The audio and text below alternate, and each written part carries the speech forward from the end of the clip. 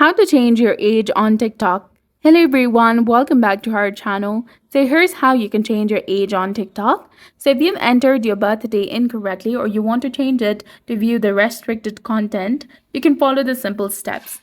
First of all, go ahead and launch your TikTok application and log into your account. After that, tap on your profile page from the bottom right corner of the screen.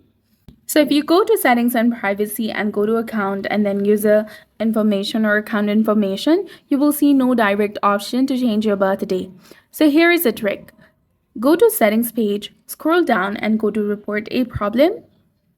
Now here tap on account and profile. From the expanded menu, tap on editing profile. Now here in this page, tap on others, tap on no, tap on need more help, and you will be taken to a conversation or the chat page. Here you can explain that your current birthday is not correct and you need to change it. Tell them that you can provide your ID or other documents if needed.